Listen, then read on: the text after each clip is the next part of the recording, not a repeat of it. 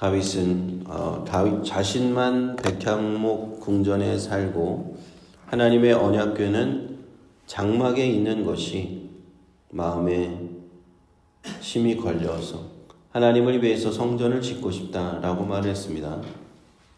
그때 하나님께서는 그 다윗의 그 마음만 보시고 오히려 다윗에게 성전을 지으라고 하신 게 아니라 내가 너를 위하여 내 집을 세워주겠다 하고 다윗의 언약을 세워주셨습니다.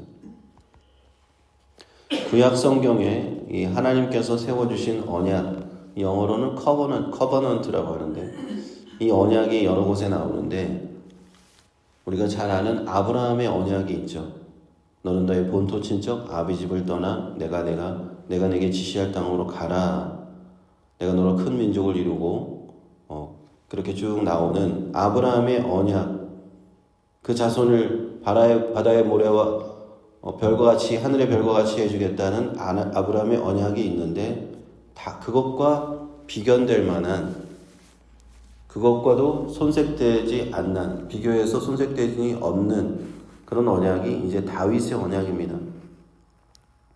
다윗의 자손으로 오실 다윗의 왕위가 영원히 하나님 앞에서 경고할 것이다. 이것은 예수 그리스도의 그 오실 예수님을 미리 예언한 말씀이에요. 어떻게 영원히 경고할 수 있습니까? 다윗의 자손들이 왕으로서 경고한다는 것은 만왕의 왕이 되실 예수님께서 영원히 우리의 주님이 되실 것이다, 우리의 왕이 되실 것이다 하는 말씀과 이제 연결이 되는 것이죠. 이제 이러한 다윗 언약을 받은 다윗은 하나님께 이제 오늘 이 말씀에서 감동적인 기도를 드립니다. 이 기도 안에서 다윗은 주 여호와여 라는 표현을 8번이나 사용을 해요. 18절에 보시면 다윗 왕이 여호와 앞에 들어가 앉아서 가로되 주 여호와여 나는 누구오며 내 집은 무엇이건대 나로 이에 이르게 하셨나이까. 다윗은 하나님의 언약궤를 모셔둔 그 장막 안으로 들어가서 기도합니다. 아마 무릎을 꿇고 기도 드린 것 같아요. 앉아서 기도했다는 것은 주 여호와여 나는 누구오며 내 집은 무엇이간데 나로 이에 여기까지 이르게 하셨습니까? 하나님의 이 크신 사랑에 압도된 사람, 다윗의 고백입니다. 다윗은 누구였습니까? 유다의 지파 후손 중에 이새라는 사람의 아들이죠. 이새의 아들인데 위로 6명의 형이 있었고 7번째 막내 아들이에요. 들판에서 형들이 다 나갈 때 자기는 양을 치는 그런 하나님을 경외하지만 그저 평범한 이스라엘의 유다 지파의 한 사람 목동이었을 뿐인데 하나님께서 자기를 택하셔서 이스라엘의 왕으로 세워주셨다 하는 겁니다. 그리고 왕으로 세워주셨을 뿐만 아니라 너의 왕위가 영원할 것이다 이 약속을 주신 거예요. 얼마나 큰 은혜입니까? 다윗은 하나님 앞에 이 압도된 은혜 가운데 이 고백을 하지 않을 수 없었던 것, 이 기도를 드리지 않을 수가 없었던 것입니다. 우리도 또한 하나님 앞에서 이렇게 고백할 때가 있습니다. 우리 죄인된 우리 자신이 예수 믿고 구원받게 하시고 하나님의 자녀가 되게 하신 것, 이 은혜가 얼마나 큽니까?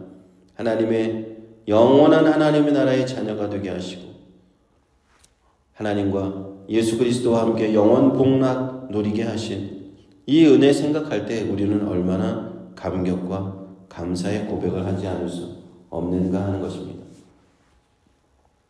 19절에 보시면요. 주 여호와여 주께서 이것을 오히려 적게 여기시고 또 종의 집에 영구히 이를 말씀하실 뿐 아니라 주 여호와여 인간의 규례대로 하셨나이다. 다윗과 함께 늘 함께 하셨던 하나님께서 왕이 되기 전까지도 다윗에게 수많은 어려움이 있었잖아요. 온갖 전쟁터에 나가야 했고 또 사울 왕에게 쫓겨서 직전까지도 갔고 여러 번의 고생 끝에 하나님이 그 가운데도 함께 해주셨는데 이제는 나의 앞질에 다윗의 그 앞날에 영원한 축복 주신다. 영원한 왕위를 주실 것을 약속하신 것이죠. 그 뒷부분에 보면요. 주 여호와여 인간의 규례대로 하셨나이다.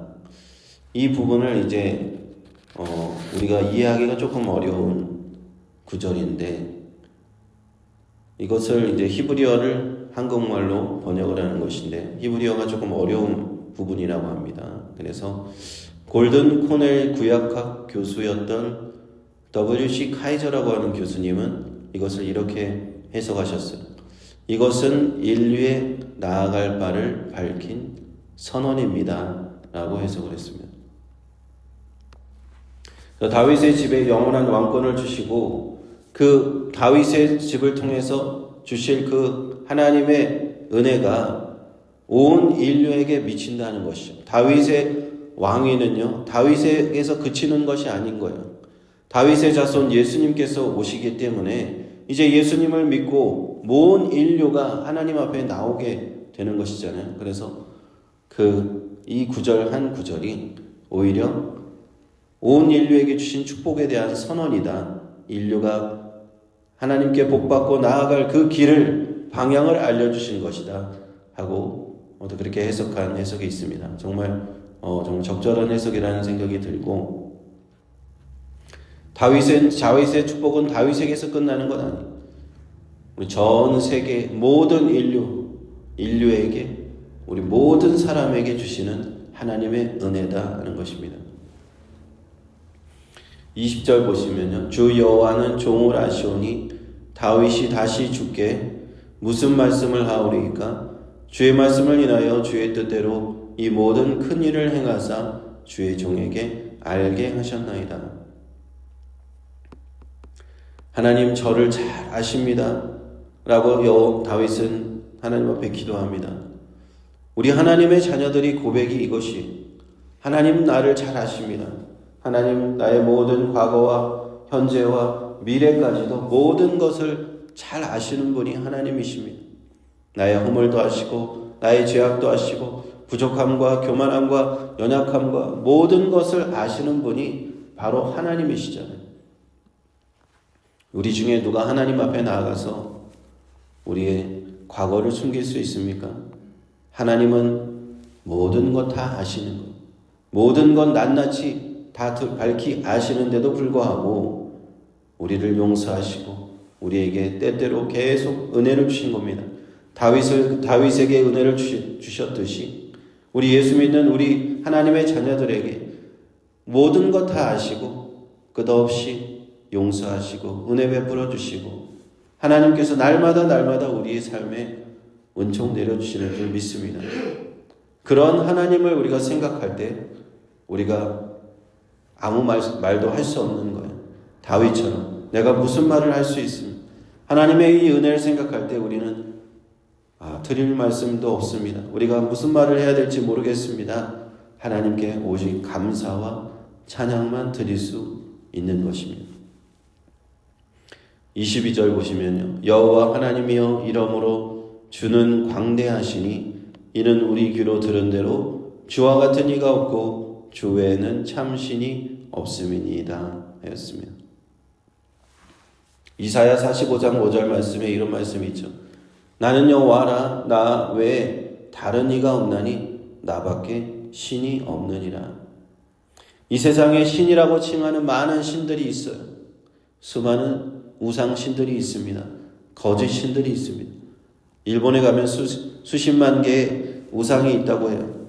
그러나 다 허탄하고 거짓된 것이죠.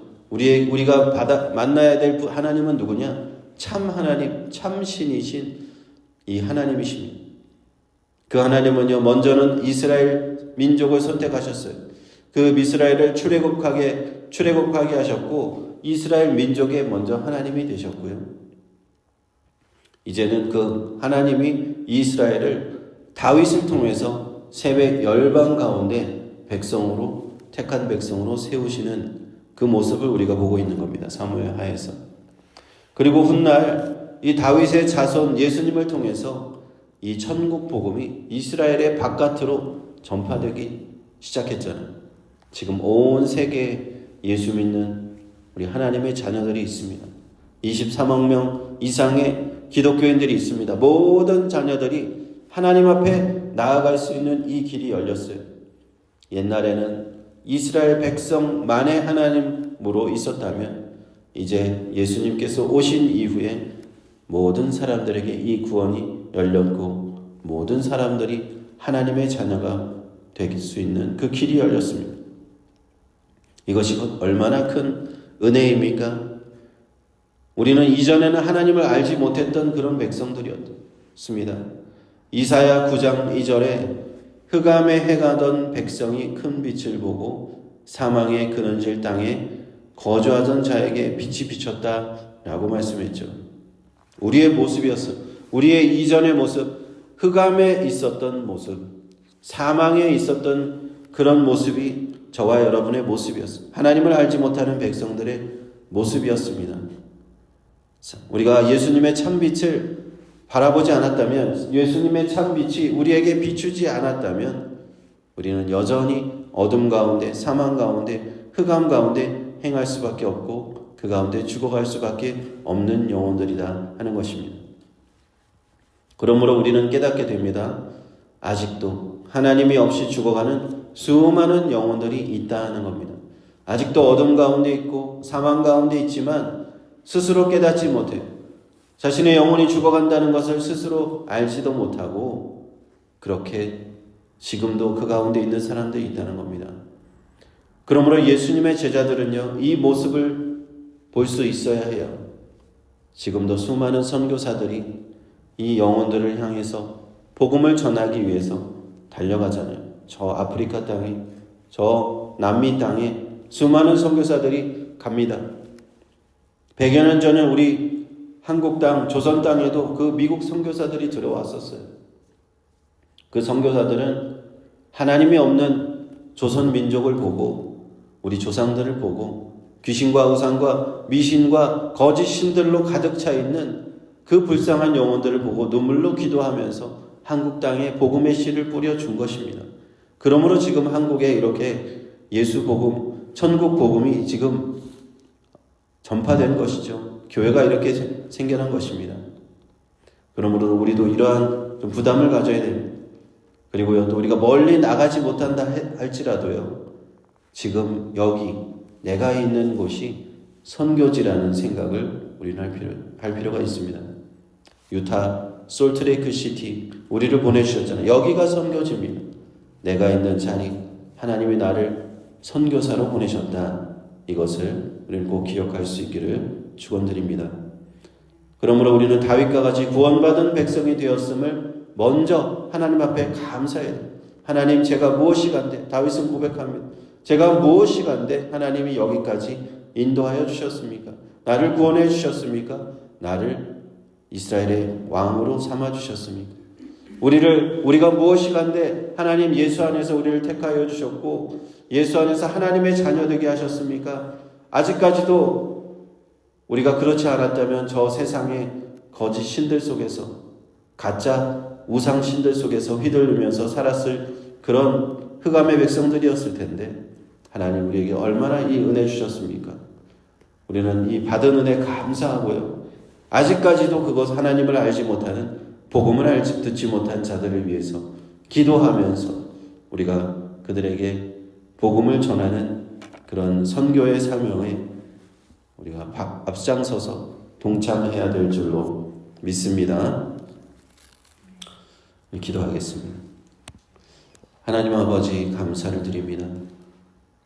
하나님께서 베풀어 주신 이 은혜, 하나님이 내게 주신 은혜, 다윗의 고백과 같이 이 얼마나 큰 은혜입니까?